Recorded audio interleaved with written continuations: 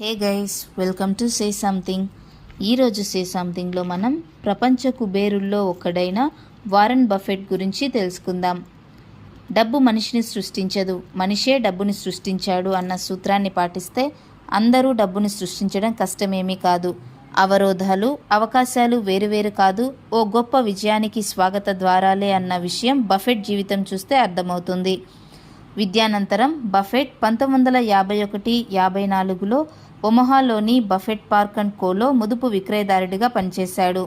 1951లో Benjamin Graham జీకో అనే బీమా సంస్థ ఉన్నదని తెలుసుకున్న బఫెట్ వెంటనే జీకో ఉపాధ్యక్షుడు లోరిమెర్ డేవిడ్సన్ని కలిశాడు.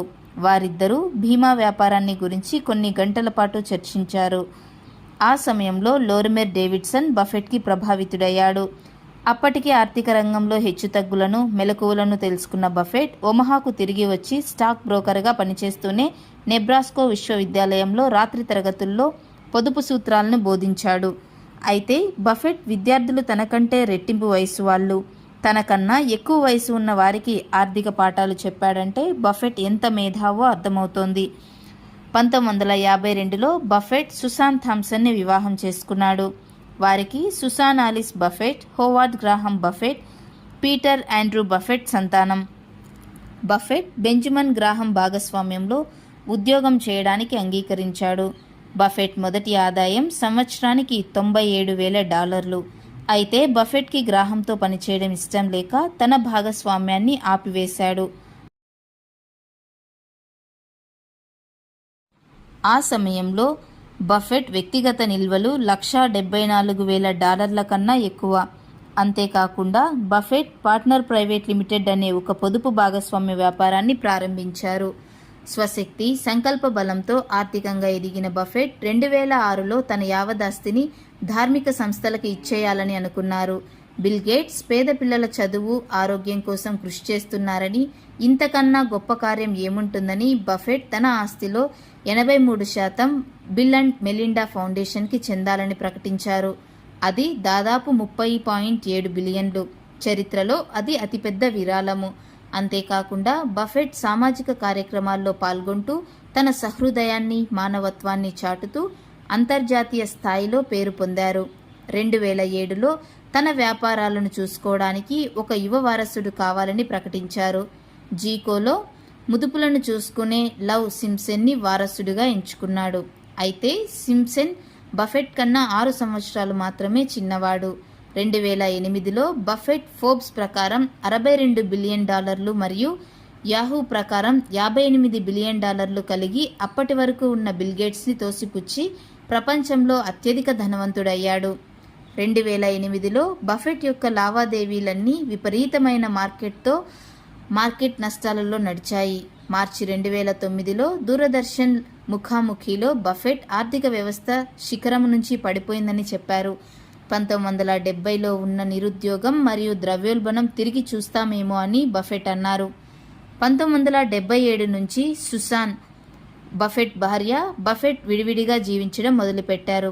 అయినా వాళ్ళు వివాహితులుగానే ఉన్నారు. 2004లో బఫెట్ భార్య సుసాన్ మరణించారు.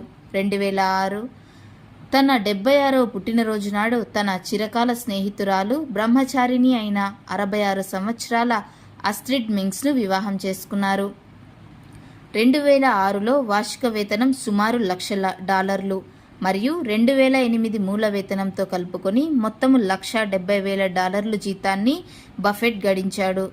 అయితే బఫెట్ 1958లో $31,500 కొనుగోలు చేసిన ఒమహా యొక్క సెంట్రల్ డండీ నైబర్హుడ్లోని అదే ఇంటిలో నివసిస్తున్నారు.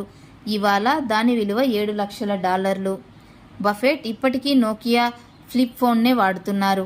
2014 వరకు క్యాడిలాక్ కారునే వాడారు. అంతేకాకుండా బఫెట్కు వ్యక్తిగత జెట్ విమానం కూడా ఉంది. దానికి బఫెట్ ది ఇండిఫెన్సిబుల్ అని పేరు పెట్టారు. అయితే ఆయన దాన్ని అత్యవసర పరిస్థితుల్లో మాత్రమే వాడతారు. అంతేకాకుండా బఫెట్ అవసరాల ప్రాతిపదికన వస్తువులను వాడుతారు. ఇవన్నీ బఫెట్ యొక్క నిరాడంబరతకు నిదర్శనాలు. 1951లో సేల్స్మెన్ వృత్తితో జీవితం. 2008లో ప్రపంచ అత్యంత ధనవంతుడయ్యాడు. బఫెట్ వివిధ వ్యాసాలను రాశారు. ఇందులో ద్రవ్యోల్బణం యొక్క అతి హానికరమైన ప్రభావాల గురించి చెప్పాడు. బఫెట్కి వారసత్వ సంపదపై నమ్మకం లేదు. గొప్ప అదృష్టాలను ఒక తరం నుండి తర్వాత తరానికి బదలాయించడాన్ని బఫెట్ వ్యతిరేకిస్తున్నారు. ప్రతి వ్యక్తి తనకు తాను దీపమై స్వయంగా మార్గదర్శనం చేసుకోవాలన్నట్లు బఫెట్ తన పిల్లలకు మేము ఏదైనా చేయగలము అనుకోవటానికి సరిపోయేంత మాత్రమే నేను వారికి ఇస్తాను, కానీ మేము ఏమీ చేయకూడదు అని అనుకునేంత ఎక్కువ మాత్రం ఇవ్వను అని చెప్పారు. బఫెట్ 2 ముఖ్య నిబంధనలను పాటిస్తున్నాడు. 1. ఎన్నడూ వాటాదారులు డబ్బు నష్టపోకుండా చూడడం. 2. మొదటి నిబంధనను మర్చిపోకుండా ఉండడం. బఫెట్ అదే ఊరిలో ఉన్న ప్రపంచానికి తన ఊరిని పరిచయం చేశారు. ఉన్నత ఆలోచనలు కలిగిన బఫెట్ ఇలాగే ఎన్నో సేవా కార్యక్రమాలు చేయాలని కోరుకుందాం. ఇలాంటి మరెన్నో వీడియోస్ కోసం సే సంథింగ్ ఛానల్ని ఇప్పుడే సబ్స్క్రైబ్ చేసుకోండి. Thanks for watching.